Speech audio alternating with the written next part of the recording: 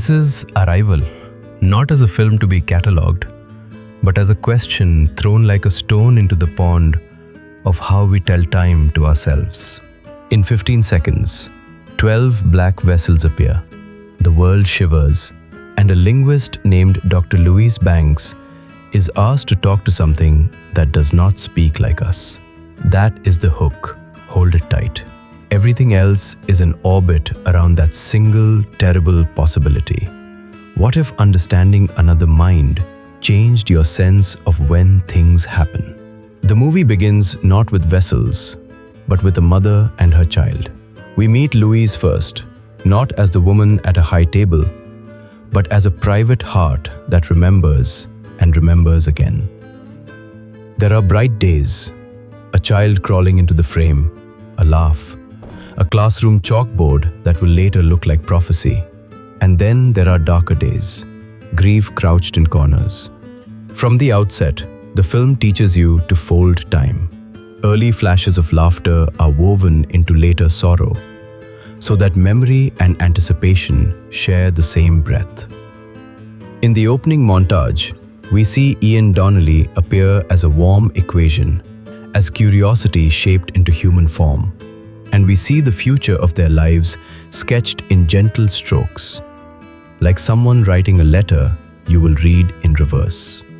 Dr. Louise Banks wants translation because she believes translation matters. She believes words can be trusted to stitch meaning between strangers. Her life, pictured in family scenes and the soft cradle of motherhood, sets the emotional pattern. She is patient and precise. She reads facial tremors the way others read maps. Donnelly is her foil. Quick, friendly, a scientist who loves models and hypotheses. Colonel Weber speaks in the clipped rhythms of urgency and command. Agent Halpern is the bureaucratic shadow who measures risk in margins and memos. These are human types, yes, but here they are instruments for a larger inquiry. What happens to people when the grammar of possibility is altered? When the 12 ships arrive, the world's rulebook flips. The normal is, language is linear, time is a line, cause precedes consequence. Forbidden is the admission that maybe these assumptions are optional. Nations respond with the economy of their strengths, military postures, diplomatic cables, fear. Colonel Weber represents the muscle of that response. He wants clarity, he wants control, and he measures success by lives protected and threats neutralized. Agent Halpern represents the architecture of suspicion. He measures words as risks. Both men are necessary in a world that needs to decide quickly, but both are also limited. Because the challenge posed by the heptapods is not military, it is ontological. The film lets us linger over small things. Louise traces phonemes like someone tracing a memory. Her hands become instruments of translation. Her voice is a scalpel that opens a wound and simultaneously a window. Donnelly watches as someone who wants to know where the gears connect. I want you to notice how the camera stays close to faces, not voyeuristically, but as though proximity itself might produce understanding. The mise-en-scene insists on intimacy because the largest questions here are not statistical, they are intimate. Why do these events happen? Because the film insists human beings must be tested. Humanity's reflex is to name the unknown as danger. We look at what we do not understand, and to protect our place within a story, we default to defense. The heptapods, however, challenge us to expand the story we inhabit. They offer not a weapon, but a thought, an alternate grammar, where the future is an available landscape, not a closed door. The arrival, then, becomes an examination. Will we weaponize foresight, or will we translate it into wisdom.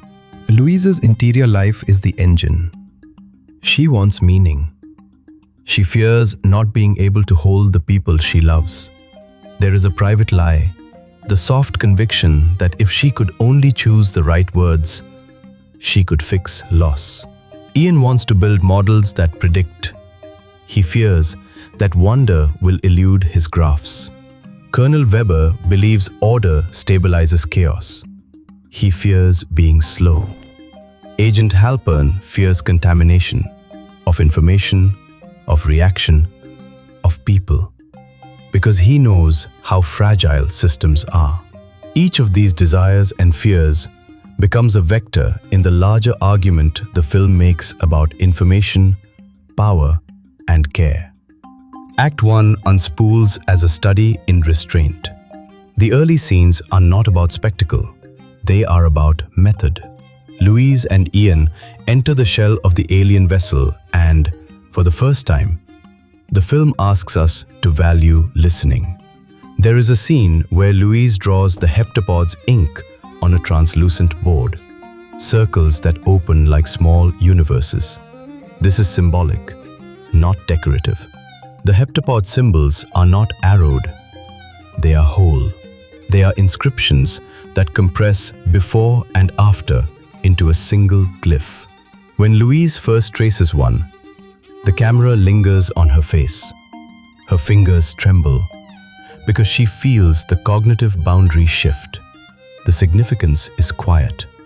Language here is not a map. It is a mode of being. The midpoint, the moment that bends the film toward its hypothesis, arrives when Louise begins to internalize the heptapod grammar. She moves from observing to thinking in their terms. Ian notices delightfully how she starts to anticipate. Their partnership deepens. It's scientific, yes, but also profoundly human. It becomes a miniature love story built on intellectual curiosity and shared awe. The military needs answers. Nations need leverage. But what Louise learns is not a technology for winning wars. It is an experience that rewrites the cognitive rules of temporality.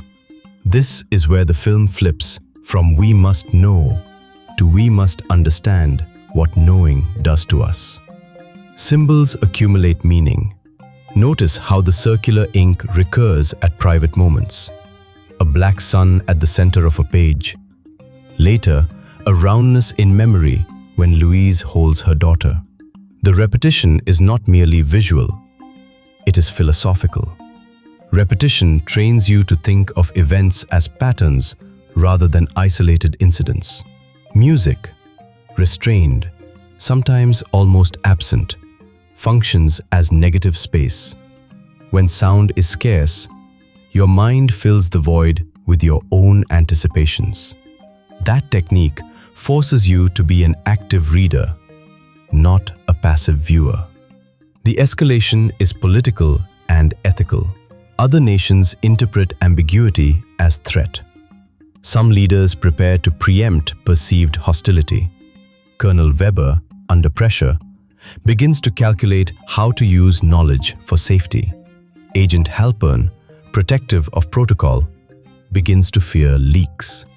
Ian and Louise, meanwhile, are learning a language that makes future memories available. The tension is not guns versus ships. It is the collision between time as possibility and time as threat. Louise's choice becomes central.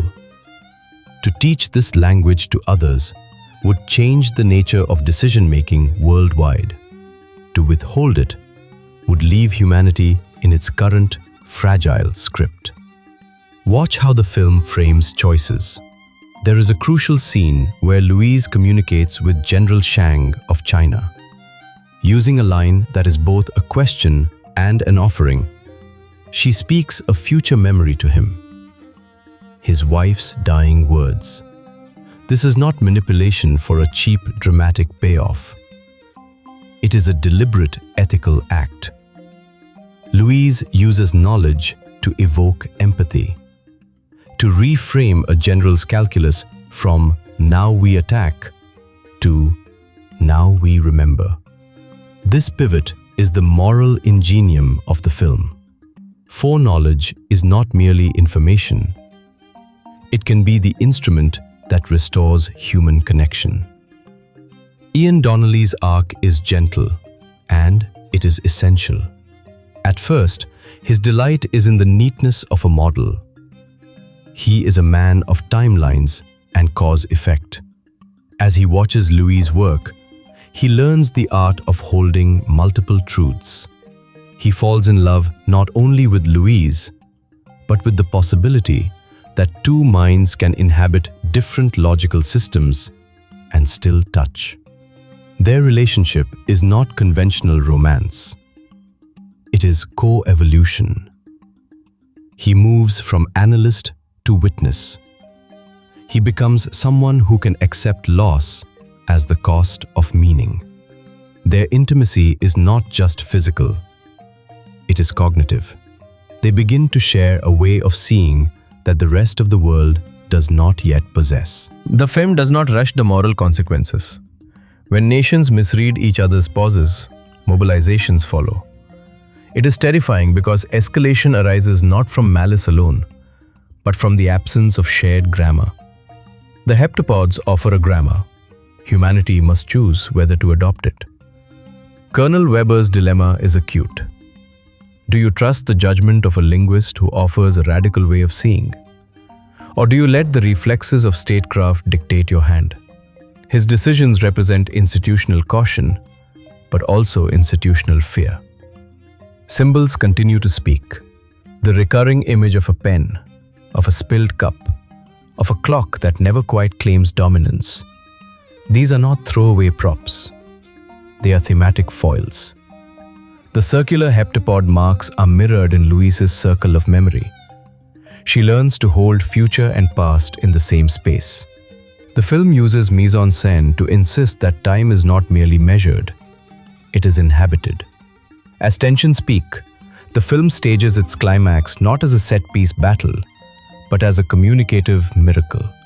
Louise sits with the general across the room, and she chooses to offer what others would weaponize: intimacy. The method is precise. She shares the memory of the general's wife's final words, a moment of private tenderness that collapses the soldier's anger into grief, and ultimately into a decision for peace. The physical conflict is, effectively, a fight over language.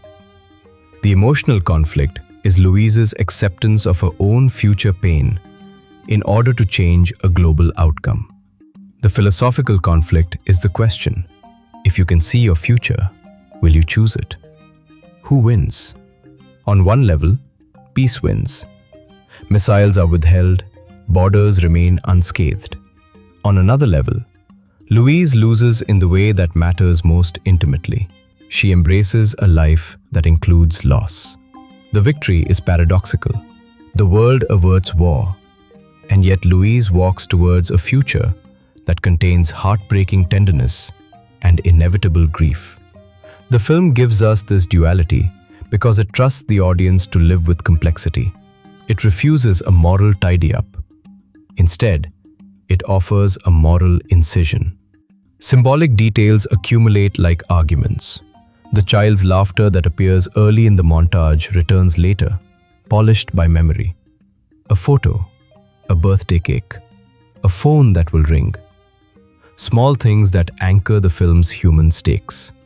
The director allows these objects to accrue meaning, so that when the final images arrive, they are not sentimental tricks, but earned consequences. We must linger on sound design. The heptapod's inky ink voice is a soundless presence translated into human ways.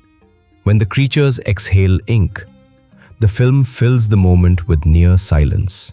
The absence becomes an aesthetic device that positions the viewer closer to the act of listening than to the act of watching. This choice is no accident. The film is an argument for attention, that the act of listening, of slow, patient comprehension, is the most radical political instrument we have. Now the emotional center, Louise's private life. The film returns again and again to the life she will have with her daughter, a life full of luminous, ordinary moments that are heartbreaking because they are finite. We are trained to think of loss as something to be avoided, but the film proposes an alternative ethics. Sometimes the value of an event is precisely that it occurs despite the knowledge of its end. Louise decides to love her child even knowing the pain that will follow. This is not masochism. It is a decision to anchor meaning in experience rather than outcome. Ian Donnelly's role in this decision is tender. He is the kind of partner whose presence is ordinary but necessary. A scientist who learns to tolerate the unquantifiable. Their conversations are small and enormous at once. Jokes about phonemes, a hand over a shoulder, a shared plate. Their relationship becomes a living example of how two different ways of reasoning can create a shared life. He is not merely a prop for her emotional arc. He is the co-author of the life she chooses. The film's deconstruction of the climax reveals another layer. The political structures are vulnerable not because they lack information, but because they lack imagination. Leaders who cannot imagine an alternate grammar become prisoners of assumption. Louise's bravery is to contrive an act that reframes a general's assumptions, converting a calculus of fear into an act of remembrance. It is a human diplomacy that bypasses bureaucracy. The ending is not a denouement. It is a meditation. Louise's daughter grows, laughs, dies, and the film does not spare us the ache of those scenes. But the camera also holds the small joys. A birthday cake, a bedtime story, in the same breath. The last impression is not despair. It is the stubborn insistence that the value of a life is not determined by its length or its pain, but by the love contained in its moments. The final images, Louise watching the sky, Ian by her side, are quiet, almost unadorned. They are not cinematic fireworks. They are testimony. What does the director hide and reveal? He hides the neatness of closure and reveals the discomfort of choice. The hidden message is radical in its humility. Knowledge does not absolve us of responsibility. It intensifies it. When you know the future, you become accountable not only to outcomes, but to the way you choose to live within them. This is the most dangerous and most hopeful thing the film gives us. Rewatching the film becomes an exercise in shifting perspective. On the first watch, you may believe the child sequences are flashbacks. On the second, you understand they are rehearsals. The film forces you to rewrite your memory of your own viewing. This is meta-translation. The film translates your usual habits of watching into an exercise in thinking differently about time. That is the intellectual thrill it offers to educated viewers. And it is the emotional gift it gives to anyone who has loved and lost. The visual grammar matters. Notice how grey skies and sterile boardrooms give way to softer interiors as Louise's world becomes more intimate. The palette shifts as an emotional barometer. Camera movement loosens when relationships deepen. It tightens when institutions close in. These choices direct the viewer's emotions without imposition. They let you arrive at feelings as if by choosing them yourself. Now, let us reflect on a specific sequence that deserves slow attention. The scene where Louise writes the heptapod symbol that later appears in her daughter's drawing. That echo across the narrative is not coincidence. It is the film's way of telling you that language, memory, and love are interwoven. Louise learns a language that allows her to live backward and forward simultaneously. And the most intimate repercussion is that her daughter's brief life is experienced as both present joy and inevitable sorrow. The film trusts you with that grief. It does not console, it dignifies. Who truly wins at the end? If winning is defined as survival of nations, then the film offers a narrow victory. If winning is defined as the meaningfulness of a life chosen in full knowledge of its cost, then Louise is the hermit queen of a difficult victory. Her choice to become a mother, to hold a life that will end, and to teach the world a grammar of empathy.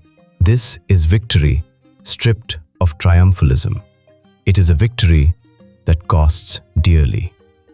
The philosophical residue it leaves is a question. What would you do if you could see your life before it happened? Would you choose joy that you knew would hurt? The film refuses to give you a prescriptive answer. It asks you to be honest. For Louise, honesty is choosing a life she knows will require courage. For Ian, it is learning to hold grief alongside curiosity. For Colonel Weber, it is recognizing that command must sometimes bow to human judgment. For Agent Halpern, it is learning that containment cannot be the only ethical tool. The film's last lesson is about language as compassion. To translate is to say, I see you. To translate is to permit encounters. Louise uses language not to dominate the heptapods, but to become legible to them. And in doing so, she makes herself legible to others. Her translation is not neutral data. It is an ethical act. The film posits translation as the most dangerous and the most caring thing we do. Dangerous because it changes contexts. Caring because it creates possibility. And finally, when the credits begin to roll, the film leaves you with a single stubborn line of thought. Knowledge of the future does not erase meaning. It reframes it. Love is not lessened by foreknowledge. It is rendered more deliberate. That is the film's quiet revolution. It is not about solving time. It is about choosing how to inhabit it. So when you think of Dr. Louise Banks, think not only of the linguist who spoke to an alien intelligence, but of the woman who chose to live a life she could have avoided. Think of Ian Donnelly as a scientist who learned to be present, not merely predictive. Think of Colonel Weber and Agent Halpern as representatives of systems that must learn humility. And think of the heptapods as a mirror, a species that asks us to reconsider our assumptions. Ask yourself now, quietly, if you were told how your life would be, would you still choose it? If the answer is yes, then you are practicing a kind of courage. If no, then you are still practicing honesty. The film does not judge, it only invites. And after you have been invited, it leaves you with one last fragile instruction. Love the moments inside the life you can see, fiercely, deliberately. The movie ends without a sermon. It ends with the woman who can speak the future, choosing to live it. That choice is the story. That choice is the lesson. That choice and the grief and joy contained within it will stay with you long after the lights come up.